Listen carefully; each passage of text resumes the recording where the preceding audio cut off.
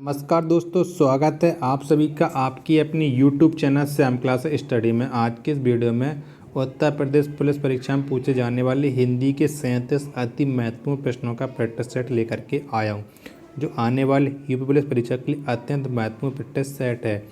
मैं अपने चैनल पर आपको लगातार पेड कोर्स वाला कंटेंट फ्री में प्रोवाइड करा रहा हूँ, तो आप लोग प्रैक्टिस सेट को लगाइएगा। प्रैक्टिस सेट पूरा करने का आपको अपना स्कोर कमेंट बॉक्स में ज़रूर शेयर कर देना कि आपने प्रैक्टिस सेट में कितने प्रश्न सही किए हैं।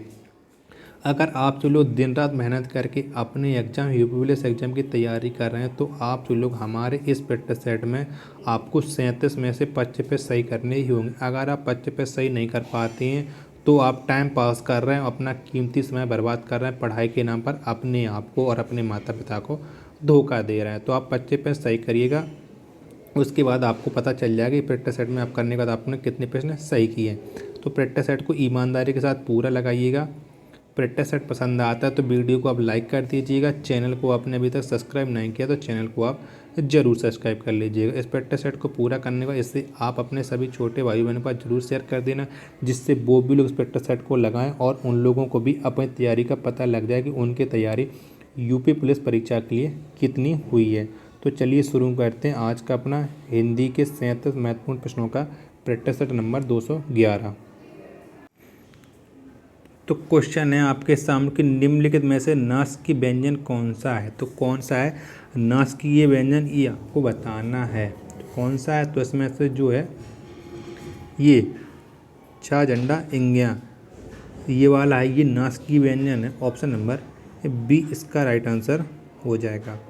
नेक्स्ट है आपके सामने कि स्थान के आधार पर बताइए कि मूर्धन्य व्यंजन कौन से हैं। तो बताइए कि इनमें से मूर्धन्य व्यंजन कौन से हैं। तो कौन से मूर्धन्य व्यंजन, तो इसमें से जो हैं डडलिया और ढाढक्कन, ये मूर्धन्य व्यंजन है। ऑप्शन नंबर सी इसका राइट आंसर हो जाएगा। अगला प्रश्न है आपके सामने कि लड़का का भाववाचक संज्ञा बनाइए। तो लड़का का भाववाचक संज्ञा क्या हो जाएगा, ये आपको बताना है। तो लड़का का भाववाचक संज्ञा हो जाएगा लड़कपन। क्या, लड़कपन। ऑप्शन नंबर सी इसका राइट आंसर हो जाएगा।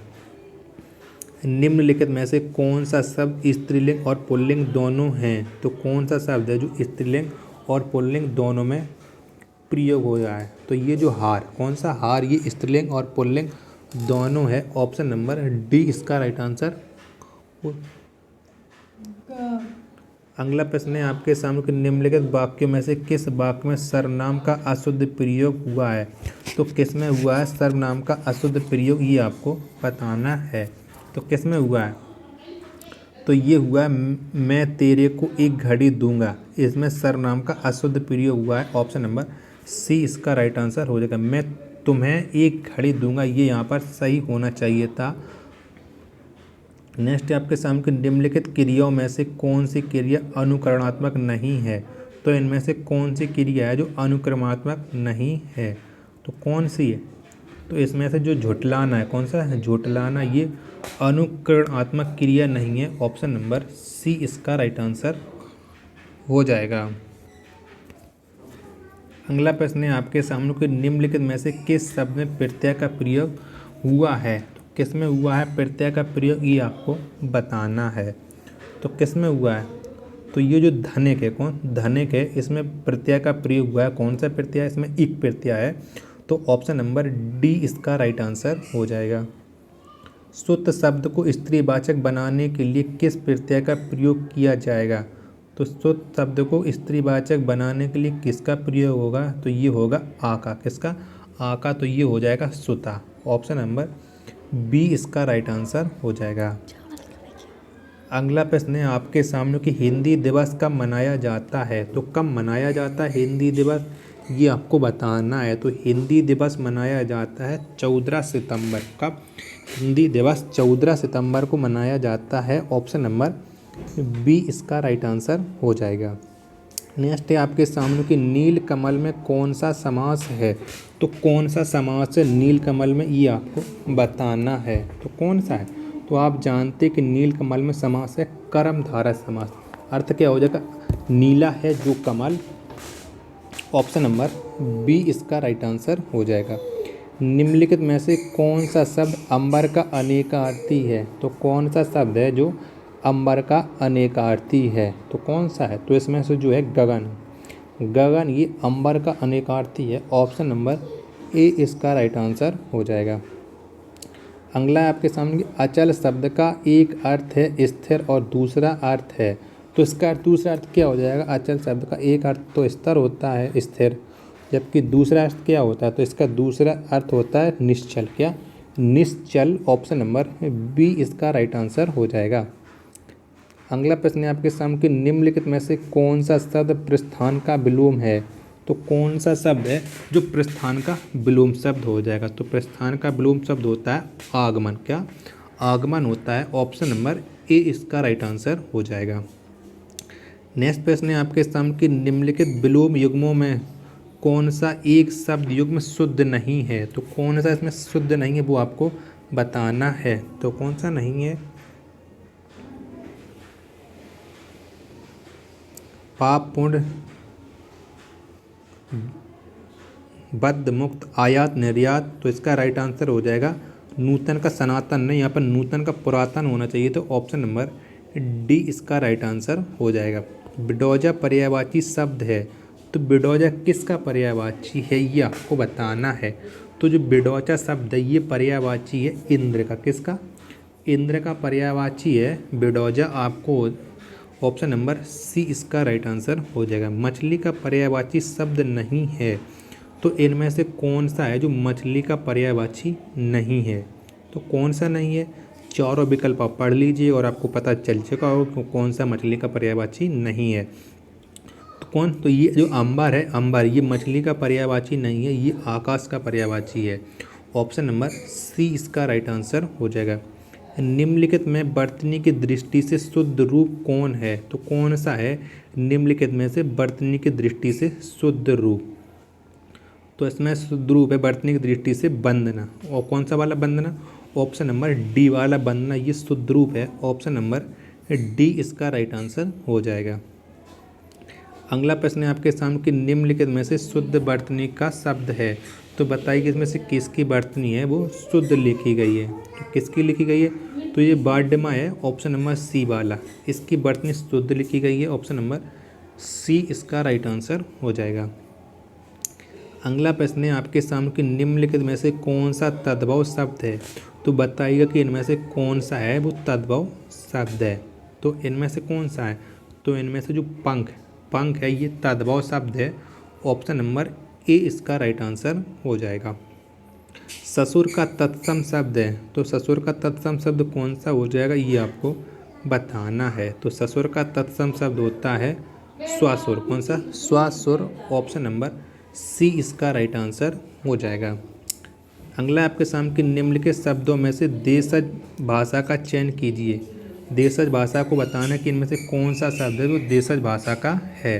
तो कौन सा है? तो इनमें से जो डिबिया है, कौन सा? डिबिया है, ये देशज भाषा का शब्द है। ऑप्शन नंबर ए इसका राइट आंसर हो जाएगा।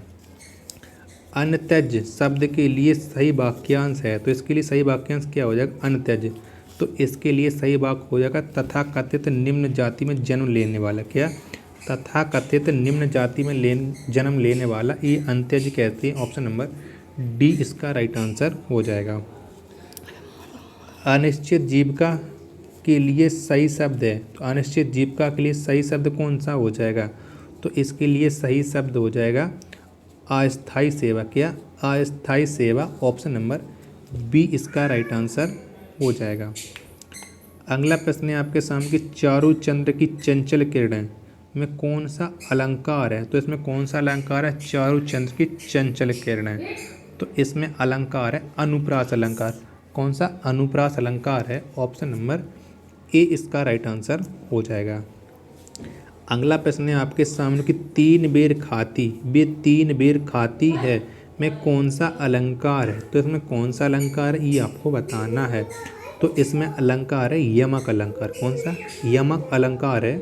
ऑप्शन नंबर बी इसका राइट आंसर हो जाएगा। निर्देश दिया जाएगा प्रश्न संख्या 31 के लिए। निम्नलिखित वाक्य में मोटे छपे शब्द के कारक के संदर्भ में 4 विकल्प दिए गए हैं, आपको सही विकल्प का चयन करना है। तो बताइएगा हिमालय से गंगा निकलती है, तो इनमें कौन सा कारक है कि हिमालय से गंगा निकलती है। तो इसमें जानते हैं कि इसमें कारक है अपादान कारक। कौन सा है? अपादान कारक है। ऑप्शन नंबर ए इसका राइट आंसर हो जाएगा। रामचंद्र शुक्ल का हिंदी साहित्य का इतिहास पहली बार कब प्रकाशित हुआ था? तो कब प्रकाशित हुआ था रामचंद्र शुक्ल का हिंदी साहित्य का इतिहास? तो ये प्रकाशित हुआ था 1929 में। कब? 1929 में। ऑप्शन नंबर बी इसका राइट आंसर हो जाएगा। अर्धकथा किसकी आत्मकथा है? तो ये अर्धकथा है, ये किसकी आत्मकथा है? तो ये है डॉक्टर नागेंद्र की। किसकी? डॉक्टर नागेंद्र की आत्मकथा है अर्धकथा। ऑप्शन नंबर ए इसका राइट आंसर हो जाएगा। कितने पाकिस्तान के रचनाकार कौन है? तो कौन है कितने पाकिस्तान के रचनाकार? तो कितने पाकिस्तान इसके रचनाकार हैं? कमलेश्वर। कौन से? कमलेश्वर है इसके रचनाकार। ऑप्शन नंबर ए इसका राइट आंसर हो जाएगा। कलेजे पर सांप लौटना मुहावरे का अर्थ है। तो इस मुहावरे का क्या अर्थ हो जाएगा कि कलेजे पर सांप लौटना। तो इस मुहावरे का अर्थ हो जाएगा ईर्ष्या से जल उठना। क्या? ईर्ष्या से जल उठना। ऑप्शन नंबर बी इसका राइट आंसर हो जाएगा। औंधी खोपड़ी मुहावरे का अर्थ है। तो इसके मुहावरे का अर्थ क्या हो जाएगा?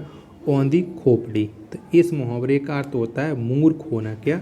मूर्ख होना। औंधी खोपड़ी मुहावरे का अर्थ है। ऑप्शन नंबर ए इसका राइट आंसर हो जाएगा।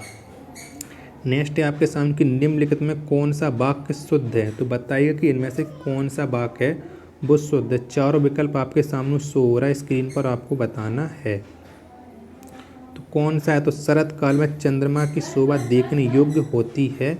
ऑप्शन नंबर सी इसका राइट आंसर हो जाएगा। नेक्स्ट है आपके सामने क्वेश्चन नंबर 38 कि निम्नलिखित में कौन सा वाक्य शुद्ध है? तो आपको बताना है कि इनमें से कौन सा विकल्प है वो शुद्ध लिखा है। तो कौन सा लिखा गया है? तो पढ़ते हैं। इसमें लिखा गया सुरेश के लिए पत्र लिखना, ये शुद्ध लिखा गया है। ऑप्शन नंबर डी इसका राइट आंसर हो जाएगा।